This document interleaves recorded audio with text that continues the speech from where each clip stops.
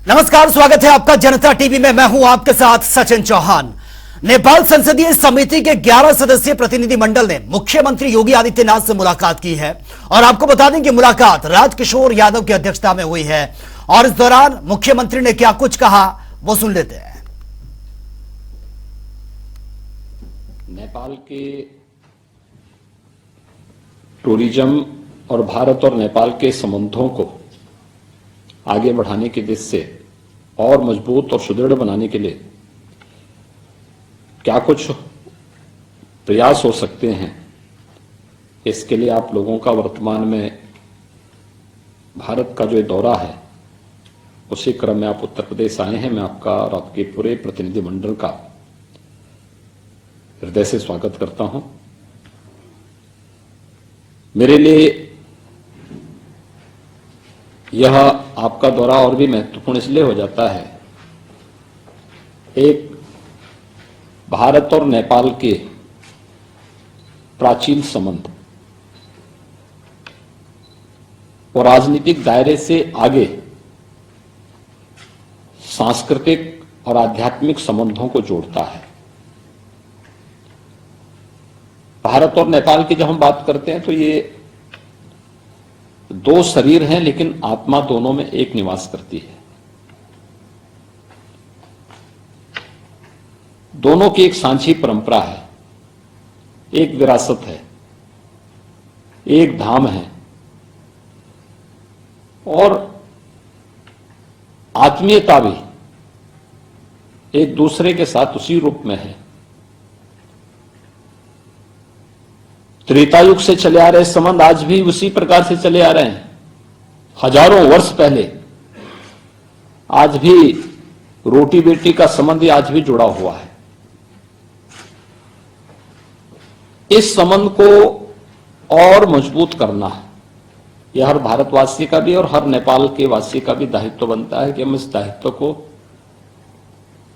राजनीतिक दायरे से, राजनीतिक सीमाओं के बाहर निकल करके मजबूत बनाएं। इसी में दोनों देशों का हित है।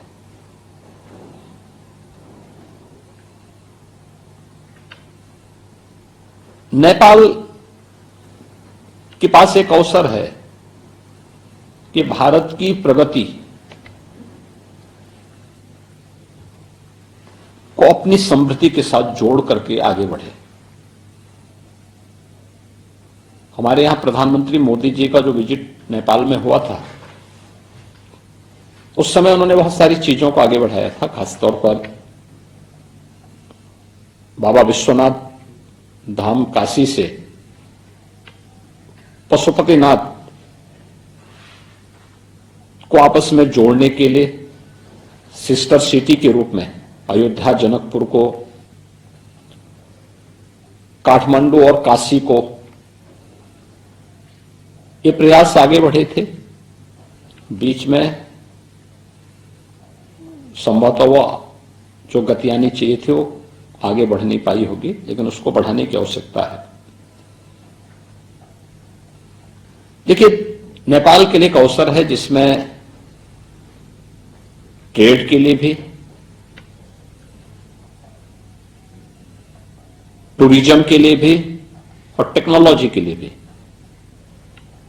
भारत उनका बहुत विश्वसनीय सहयोगी हो सकता है। नेपाल, देखिए, आज के समय में हम आर्थिक युग में हैं। अगर हमने ट्रेड को बढ़ावा नहीं दिया, पिछड़ जाएंगे। हमें इसके लिए, क्योंकि केवल ट्रेड को बढ़ावा ही नहीं देना है, रोजगार के सृजन होंगे, अनेक लोगों के हाथों को काम मिलेगा, इंडस्ट्री स्थापित होंगी। उस दिशा में प्रयास, उसकी मैपिंग होना, लैंड बैंक तैयार करना, उस प्रकार के पॉलिसीज को अपने यहां तैयार करना। नेपाल से विधायकों का एक दल आज हिंदुस्तान आया है और खासकर उत्तर प्रदेश की विधानसभा ये सब पहुंचे हुए। हरि उप्रेती जी हैं जो विधायक हैं नेपाल में। आप इंडिया आए हैं, वजह क्या है और आज आप विधानसभा में? विधानसभा आप आए हैं, क्यों आए हैं? विधानसभा में, यहाँ का विधानसभा का यहाँ का शेयर करना है हमारा देश के लिए। यहाँ कैसा कैसा विधान कैसे कैसे तरह से कैसे कैसे डिलीवर करते हैं, उसी तरह से हम लोग का एक तो सीखना भी है। भारत बहुत दिन से लोकतांत्रिक देश है, वहाँ से हमारा नया लोकतंत्र की स्थापित है, उसमें सीखना है, आगे बढ़ना है। तो अभी जब आप लोग आए तो इंडिया में कहाँ कहाँ गए हैं, और उत्तर प्रदेश में राम मंदिर बन गया है, क्या वहाँ पे भी गए आप? हम जाएंगे, मुख्यमंत्री जी ने हम लोग का भी सुझाव भी दिए हैं। हम अयोध्या में, क्या है कि हमारा बहनोई अयोध्या में है। अच्छा। अयोध्या में सीता बहनोई बहन हमारा अयोध्या में उसका घर वास हुआ है, उसको देखना जाना है। ये इसको अयोध्या से जनकपुर को भी जोड़ना भी है, इसलिए इससे हम लोग का पर्यटन में बहुत सगाव पुगेगा। तो देखिए, हरि उप्रेती जी हैं, विधायक हैं नेपाल में, और इनका कहना है कि नेपाल और हिंदुस्तान के रिश्तों को बेहतर करने के लिए वो आए हैं। यहाँ के जो धार्मिक स्थल है वहां पर जा रहे हैं, और खासकर राम मंदिर भी ये जाएंगे, और वहां पर जो जनक और राम मंदिर के जो रिश्ते हैं उसको और बेहतर करना है। यानी कि आज जिन नेपाल और इंडिया के जो रिश्तों की बात की जाती थी उन्हें और मजबूती देने सब लोग, कई विधायक, कितने विधायक आप लोग आए हैं? हम लोग अभी 8 विधायक हैं। देखिए, इन्होंने बताया 8 विधायक वहां से चलकर आए और नेपाल और हिंदुस्तान के रिश्ते बेहतर करने के प्रयास हो रहे हैं। कैमरा पर्सन आशीष के साथ तौखिर किदवई, जनता टीवी, लखनऊ। विधानसभा में बजट सत्र जारी है। प्रदेश का बजट पेश किया जा चुका है, तो वहीं आज सत्र के दौरान सदन की कार्यवाही में सरकार के मंत्रियों ने विपक्ष के नेताओं के तमाम सवालों का जवाब दिया। वहीं इस बजट पर पिछड़ा वर्ग कल्याण मंत्री नरेश कश्यप से संवाददाता टीएन मिश्रा ने खास बातचीत भी की है, वो देख लेते हैं। नरेश कश्यप जी मंत्री, मैं जानना चाहूंगा क्या आज बजट के ऊपर जो है तमाम विरोध हो रहा है, उस पर क्या कहना आपका? उत्तर प्रदेश सरकार का बजट उत्तर प्रदेश के सर्वांगीण विकास का बहुत बड़ा माध्यम बनेगा। माननीय मुख्यमंत्री आदरणीय योगी आदित्यनाथ जी के नेतृत्व में जो उत्तर प्रदेश को सर्वोत्तम प्रदेश बनाने का लक्ष्य था, उसकी पूर्ति होगी। उत्तर प्रदेश की 25 करोड़ जनता को निश्चित इस बात का एहसास होगा कि जिस भाव के साथ उन्होंने सत्ता का चयन किया था, उनके भाव पूरे हो रहे हैं। जहां तक विपक्ष की बात है, क्योंकि विपक्ष इस समय बेरोजगार है, उनके पास कोई काम नहीं है। सरकार की अच्छी नीतियों का विरोध करना, अनावश्यक सदन में बाधा पैदा करना, वो जानते हैं कि लोकसभा चुनाव 2024 आगे आने वाला है। हो सकता है कि उन्हें उत्तर प्रदेश की जनता खाता खोलने का अवसर भी ना दे, इसलिए तरह तरह की बाधाएं पैदा करके सदन में व्यवधान पैदा करना, सरकार पे आक्षेप लगाना, इससे ज्यादा कोई काम विपक्ष का नहीं बचा है। कुल मिलाकर उत्तर प्रदेश सरकार का बजट जनता के उपयोग के लिए, जनता के विकास के लिए, जनता की सुविधा के लिए बहुत ही सफल और सार्थक साबित होगा। एक चीज लगातार कह रहे 40% बजट खर्चा नहीं हो पा रहा, क्या सही बात है? नहीं, ये गलत है। कुछ विभाग ऐसे हैं जिनको खर्च करने के लिए फरवरी मार्च की प्रतीक्षा करनी पड़ती है। विपक्ष इस बात को जानता है, लेकिन जानबूझकर अनजान बन जाता है। शिक्षा विभाग, छात्रवृत्ति है, मार्च में बटेगी। शुल्क पूर्ति है, मार्च में बटेगी। सारे एजुकेशन डिपार्टमेंट का, इवन टू मेरे विभाग का, पिछड़ा वर्ग कल्याण मेरे पास विभाग है, मुझे स्कॉलरशिप का लगभग 2400 करोड़ रुपए बांटने हैं, तो मार्च में बांटेंगे। तो कुछ विभागों की ये मेरे ख्याल से बाध्यता रहती है कि सारी कार्रवाइयां पूर्ण होने के बाद ही वो बजट का वितरण करते हैं। अन्यथा सरकार ने बजट का वितरण सही समय पे हर विभाग के लाभार्थी के समय को ध्यान में रखते हुए किया है। विपक्ष का ये आरोप कि 40% लक्ष्य खर्च नहीं होता, ये गलत है। एक अंतिम सवाल मेरा ये है कि जो है इस समय सबसे बड़ी समस्या है कि लगातार विपक्ष जो है कह रहा हम एकजुट हो रहे हैं, लेकिन आपको क्या लग रहा है कि विपक्ष यूनाइटेड इंडिया हो पाएगा या नहीं हो पाएगा? विपक्ष एकजुट हो कहां रहा है, कहां रह पा रहा है? सारा देश, सारा प्रदेश जानना है ना विपक्ष का बिहार में क्या हुआ। नीतीश बाबू जो INDI के संयोजक के रूप में काम कर रहे थे, वो भारतीय जनता पार्टी के साथ मिलके सरकार बना लिए, NDA में शामिल हो गए। विपक्ष कहां बचा जी? बंगाल में, वेस्ट बंगाल में दीदी ने कांग्रेस जी को लताड़ लगा के सारी सीटों पे अपने उम्मीदवार लड़ाने का बात कर दिया, इसे विपक्ष इकट्ठा कैसे कहेंगे। उत्तर प्रदेश में भी अखिलेश यादव जी का जो कभी कभी बयान उनका रुख देखते हैं, यहाँ भी स्थिति अच्छी नहीं है, वही पंजाब में, वही दिल्ली में। तो विपक्ष ये कागजी विपक्ष है, धरातल पर चुनाव की कोई रचना, मोदी का मुकाबला करने की कोई क्षमता अब विपक्ष के पास बची इसलिए नहीं है कि लोकतंत्र में ये पहला चुनाव होगा जो देश की जनता खुद प्रधानमंत्री के रूप में नरेंद्र मोदी जी को चुनेगी। पहले भारतीय जनता पार्टी कार्यकर्ता अपनी सरकार बनाने के लिए काम करते थे, अब देश की जनता मोदी को पीएम बनाने के लिए आतुर है। बड़ा बदलाव है, इसलिए विपक्ष कुछ भी करे ना करे वैसे तो है नहीं। 2024 में संसद में भी प्रधानमंत्री जी ने कहा कि बीजेपी 370 और एनडीए 400 के पार, तो ये होना है। ठीक, थैंक यू। तो ये थे नयन कश्यप, इनका सीधा सा कहना है कि जो है बजट पर जो है विपक्ष के आरोप निराधार हैं और 40% बजट जो कहा जा खर्चा नहीं हो पा रहा, तो ऐसा नहीं है। वो जो मार्च में अक्सर होता है कि जो पैसा जो छात्रवृत्ति का पैसा दिया जाता है तो बाद में दिया जाता है। तो इन स्थितियों में दूसरा तो उनका इंडिया गठबंधन इस समय जो है कोई उसमें दम नहीं है, क्योंकि मोदी जो है 400 से ज्यादा सीटें पाएंगे, ये उनका दावा है। कैमरा पर्सन रियाज के साथ TN मिश्रा, जनता टीवी, लखनऊ। और वे विधानसभा में श्री राम जन्मभूमि पर राम मंदिर निर्माण के लिए पीएम और मुख्यमंत्री योगी को बधाई संदेश के मुद्दे पर कल विधानसभा में सपा में दो फाड़ होते हुए नजर आए और बधाई संदेश के विरोध में सपा के 14 विधायकों ने हाथ भी उठाए हैं, जबकि शेष विधायकों ने बधाई संदेश का विरोध नहीं किया, जिसको लेकर हमारे संवाददाता अनूप कुमार सिंह ने मंत्री विजय लक्ष्मी गौतम से भी खास बातचीत की है, वो देख लेते हैं। विधानसभा सत्र में कल समाजवादी पार्टी के तमाम विधायकों ने राम मंदिर जो प्रस्ताव, सर्वसम्मति प्रस्ताव था, उसका विरोध भी किया था। मैडम, किस तरीके से इसको देखती हैं? कल जिस तरीके से सदन में जब प्रस्ताव सामने आया तो तमाम जो विधायक सपा के थे उस दो फाड़ में दिखे।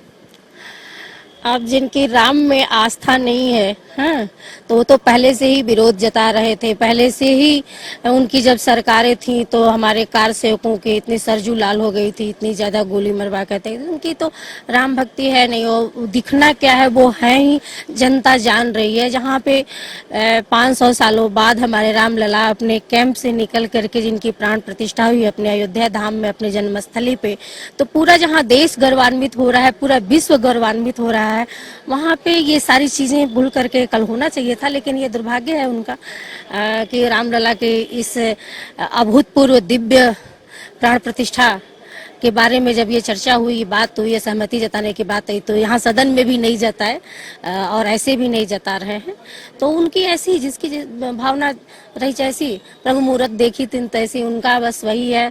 तो हमारे प्रधानमंत्री जी के द्वारा जो ये प्राण प्रतिष्ठा का कार्यक्रम हुआ है, निश्चित रूप से राम राज्य की संकल्पना है और उसी प्रकार जिस प्रकार राम राज्य में अंतिम व्यक्ति तक सारी कल्याणकारी योजनाएं पहुंचाई जाती थी, उसी प्रकार हमारे प्रभु श्री राम की प्राण प्रतिष्ठा हुई है और उनकी संकल्पना पे हमारी विकसित भारत 2047 तक होगी। उत्तराखंड में यूसीसी कानून आज पटल पे रखा गया है, क्या उत्तर प्रदेश में इसकी जरूरत है और कब तक आएगा ये? अब इसके बारे में हमारे शीर्ष नेतृत्व ही तय करेंगे, मैं इस पे नहीं कुछ बोल सकती। शुक्रिया। तो ये मंत्री विजय लक्ष्मी गौतम थी जिनका साफ तौर से कहना था कि समाजवादी पार्टी के तमाम विधायकों ने कल जरूर विरोध किया था, कहीं न कहीं इसको लेकर आक्रोश है लोगों में और जनता इसका जवाब देगी। कैमरा पर्सन रियाज के साथ अनूप सिंह, जनता टीवी, लखनऊ। केंद्रीय कृषि विश्वविद्यालय में 3 दिवसीय उत्तर क्षेत्रीय किसान मेले का आयोजन यह किया गया है और जिसमें 8 राज्य अपनी सहभागिता इसमें करेंगे और मेले में केंद्रीय कृषि मंत्री, प्रदेश कृषि मंत्री के साथ साथ तमाम अन्य मंत्री और नेता भी मौजूद रहेंगे। वहीं इस दौरान किसानों को परंपरागत कृषि निर्यात की संभावनाएं, फल, सब्जी और फूल, मशरूम और साथ ही अन्य लाभदायक फसलों के उत्पादन की जानकारी इसमें दी जाएगी। आपको बता दें कि मेले का आयोजन यह 8 फरवरी से किया जाएगा। भाई केंद्रीय कृषि विश्वविद्यालय झांसी के द्वारा 8 से 10 फरवरी के मध्य उत्तर क्षेत्रीय किसान मेला एवं कृषि प्रदर्शनी का आयोजन किया जा रहा है और इसमें पूरे उत्तर प्रदेश के सभी राज्य शामिल होंगे। इसके अलावे उत्तर प्रदेश तो है ही, मध्य प्रदेश भी इसमें शामिल है। तो 7-8 जो राज्य हैं वो सीधे रूप से इसमें भाग लेंगे, बल्कि अन्य राज्यों से भी किसान यहाँ पर आएंगे, उद्यमी आएंगे और तमाम तरह के जो उत्पादक हैं और कंपनियां हैं वो भी अपने स्टॉल्स यहाँ पर लगाएंगी मुझे इस बात की खुशी है कि इस बार लगभग 25 भारतीय कृषि अनुसंधान परिषद के संस्थान आ रहे हैं, जिसमें पशु विज्ञान से संबंधित भी हैं, उद्यान विज्ञान से भी हैं, फसल उत्पादन के जितने भी फसलें हैं उन सबसे संबंधित संस्थान हैं, मछली पालन के संस्थान हैं। तो मैं कह सकता हूं कि कृषि विभाग में जो भी उच्चतम संस्थान भारत में हैं वो सभी यहां पर आ रहे हैं और ये बहुत बड़ा अवसर है बुंदेलखंड के लिए है। और समान नागरिक संहिता यूसीसी पर विधेयक जो है उत्तराखंड विधानसभा में यह पेश किया गया और विधानसभा सत्र के दूसरे दिन सीएम पुष्कर सिंह धामी ने यह बिल पेश किया है और इस विधेयक को सदन में पास कराने के लायक राज्य सरकार के पास पूरा बहुमत भी है। आपको बता दें कि सभी धर्मों और सभी वर्गों के लिए एक समान कानून की पहल करने वाला उत्तराखंड देश का पहला राज्य होगा।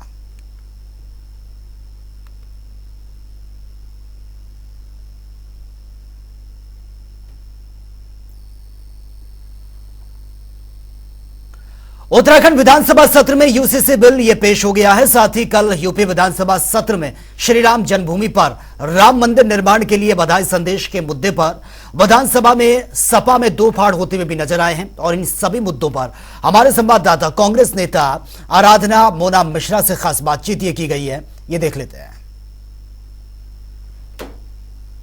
हमारे साथ विधानमंडल दल कांग्रेस आराधना मोना मिश्रा जी हैं।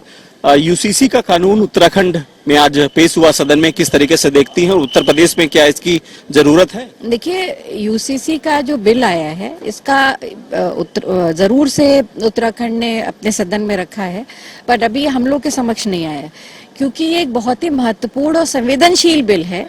इसको पढ़े बिना, अध्ययन किए बिना कि उस बिल में क्या चीजें हैं उस पर कोई भी टिप्पणी करना मुझे लगता है वो उचित नहीं होगा। बिल को आने दीजिए, हम उसको पढ़ेंगे, अध्ययन करेंगे और कोई सुझाव भी होगा वो भी देंगे। कल राम मंदिर को लेकर प्रस्ताव रखा गया जिसमें तमाम समाजवादी पार्टी के विधायक दो फाड़ हुए थे, आप इसको किस तरीके से देखती हैं? और अपना आज कई सारे विधायकों ने आज सदन में ये कहा भी समाजवादी पार्टी के कि हम इसमें समर्थन में थे और क्योंकि ये इस तरह का जो प्रस्ताव आता है ये पहले से उसको सूचित किया जाता है, कम से कम दलीय नेताओं को सूचित किया था। इस तरह का कोई सूचना थी नहीं, इसलिए बहुत सारे ऐसे विधायक थे जो शायद समझ नहीं पाए कि उन्हें क्या करना है, किस चीज पर ये वोटिंग हो रही है। और आज भी कई विधायकों ने उसमें अपना पक्ष रखा कि उनको गलती से उन्होंने पक्ष या विपक्ष में मत दिया। शुक्रिया। तो ये थी आराधना मोना मिश्रा, कांग्रेस की नेता, विधानमंडल दल की नेता हैं, इनका साफ तौर से कहना था कि यूसीसी का कानून उत्तराखंड में आज पेश हुआ है, उसको सामने आएगा, उस पर तब देखा जाएगा कि उत्तर प्रदेश में इसकी लाने की जरूरत है या नहीं है। कल जिस तरीके से सदन में कांग्रेस के समाजवादी पार्टी के जो विधायक थे दो फाड़ हुए थे मंदिर को लेकर के, उसमें भी उन्होंने साफ तौर से कहा कि जो समाजवादी पार्टी के विधायक ने आज ने समर्थन भी किया है। उनका साफ तौर से कहना यह भी था कि कल कुछ विधायक समझ भी नहीं पाए थे कि मामला किस वजह से क्या सदन में रखा गया है। कमर रियाज के साथ रूम सिंह, जनता टीवी, लखनऊ। और वे अरुणाचल प्रदेश के मुख्यमंत्री पेमा खांडू और उनके कैबिनेट के मंत्री महर्षि वाल्मीकि इंटरनेशनल से एयरपोर्ट पहुंचे हैं और इस दौरान उनका भव्य स्वागत किया गया। इसके बाद सीएम और कैबिनेट के सदस्यों ने रामलला के दर्शन भी किए हैं। आज हम लोग सब अरुणाचल प्रदेश से तकरीबन 17 लोग आए हैं, मिनिस्टर्स, एमएलएज और ऑफिसर्स, चीफ सेक्रेटरी को लेके। बहुत बहुत धन्य हुआ है यहाँ पुण्य भूमि में आके हमें यही महसूस हो रहा है कि हमें बहुत पुण्य हुआ हमें। और ये जो रामायण में कहता है कि राम को 14 साल के लिए वनवास दिया रहा, तो यहाँ राम अपना जन्मभूमि आने के लिए 500 साल लग गया। इस 500 साल में जिन लोगों ने संघर्ष किया, जो लोग अभी नहीं है इस दुनिया में, आज का दिन उनको भी नमन करते हैं, जो लोग हैं उनको भी बधाई देता है। यहाँ आज राम जन्मभूमि में अयोध्या में आके बहुत ही हम लोग ब्लेस्ड फील कर रहे हैं और ये तो हम सब के लिए एक ऐतिहासिक एक पल है हम सभी के लिए। तो हमारे साथ अरुणाचल से हमारे जितने भी जो अपना काउंसिल ऑफ मिनिस्टर्स है, चीफ सेक्रेटरी है, कुल मिला के हम लोग 70 लोग यहाँ पे आए हुए हैं। तो ये काफ़ी एक इमोशनल एक फीलिंग हो रहा है यहाँ आके कि जो इतना लंबा समय जो करीबन 500 साल से जो संघर्ष करके आया, आज पूर्ण रूप से यहाँ पे अपने आंखों के सामने में भगवान राम लाला का दर्शन प्राप्त करके हम लोग बहुत ही ब्लेस्ड फील हो रहा है। तो मैं अपने राज्य अरुणाचल प्रदेश की ओर से सबसे पहले तो प्रधानमंत्री श्री नरेंद्र मोदी जी को बहुत बहुत कॉन्ग्रेचुलेशंस, बधाई देता हूं। और साथ में इन जिन लोग ने भी इस राम मंदिर को बनाने में जो संघर्ष किया है और खास करके 500 साल जो लगा है, उस दौरान जिन लोग ने भी अपना जो सेक्रीफाइस किया है उनको भी मैं याद करता हूं। और साथ ही साथ इस जितने भी जो वेल विशर्स है इस मंदिर को आगे बढ़ाने के लिए, उन सभी को भी हम अपने प्रदेश की ओर से धन्यवाद करता हूं। तो चलिए खबरों में आगे बढ़ेंगे इस वक्त की बड़ी खबर के साथ, और ये वाराणसी से बड़ी खबर सामने आ रही है। गैर व्यापी मामले से जुड़ी ये बड़ी अपडेट। जिला जज की अदालत में सुनवाई हुई इस पूरे मामले को लेकर, और हिंदू पक्ष की याचिका पर सुनवाई हुई है। 2 अन्य बंद तहखाने के सर्वे की मांग की गई है। मुस्लिम पक्ष ने इसको लेकर आपत्ति जताई है। तो 2 और तहखाने हैं जो बंद पड़े हैं, उनको भी जल्द से जल्द खोला जाए, उसका भी सर्वे हो, ये हिंदू पक्ष की तरफ से यह बात रखी गई है, जिसका मुस्लिम पक्ष लगातार विरोध कर रहा है। मुस्लिम पक्ष ने इस पूरे मामले को लेकर आपत्ति भी जताई है। तो हिंदू पक्ष की याचिका पर सुनवाई हुई है। 2 अन्य बंद तहखानों के सर्वे की मांग हिंदू पक्ष की तरफ से यह की गई है। तो चलिए बात होगी 2 मिनट में 10 बड़ी खबरों की। अलीगढ़ में दिव्यांग दंपत्ति की शादी के नाम पर बिचौलिए ने किया ब्लैकमेल। 50,000 रुपए की कर रहा था मांग। पुलिस ने केस दर्ज कर शुरू की जांच पड़ताल। हमीरपुर में 4 दिन से गायब युवक का खेत में मिला है शव। पुलिस ने निकाला है शव। परिजनों ने ग्राम प्रधान के चचेरे भाई पर लगाया हत्या का आरोप। महोबा में तेज रफ्तार बोलेरो कार पलटने से कार सवार जीजा की मौत। साला सहित 2 अन्य घायल अस्पताल में भर्ती। पुलिस ने शव को कब्जे में लेकर पोस्टमार्टम के लिए भेजा। कानपुर में नेताओं और अधिकारियों ने आसरा आवास योजना में किया भ्रष्टाचार। ज्वाइंट पुलिस कमिश्नर से राष्ट्रीय दिव्यांग पार्टी के अध्यक्ष ने की है जांच की मांग। कानपुर में 8 साल की बच्ची के साथ दुष्कर्म का मामला। परिजनों ने किराएदार पर लगाए हैं आरोप। पुलिस ने दुष्कर्म को फर्जी बताया। इलाहाबाद यूनिवर्सिटी के असिस्टेंट प्रोफेसर पर यौन उत्पीड़न का आरोप। मामले में एफआईआर दर्ज, जांच में जुटी है पुलिस। आगरा में योगी सरकार की कानून व्यवस्था का अपराधियों में डर नहीं। थाने पहुंचकर अपराध न करने की बात पुलिस वाले ये कही है। पुलिस ने कहा व्यवस्था बिगाड़ने पर करेंगे सख्त कार्रवाई। लखीमपुर खीरी में एक युवक ने मंदिर में श्री राम, लक्ष्मण और माता सीता की मूर्तियों को खंडित किया। पूरी घटना सीसीटीवी में कैद। आजमगढ़ में अराजक तत्वों ने तोड़ी है भीमराव अंबेडकर की प्रतिमा। ग्रामीणों में दिखा भारी आक्रोश। पुलिस ने मूर्ति लगाने का आश्वासन दिया। प्रयागराज में नहर किनारे मिला है 2 युवकों का शव। जहरीली शराब पीने से मौत होने की जताई जा रही आशंका। जांच में जुटी है पुलिस।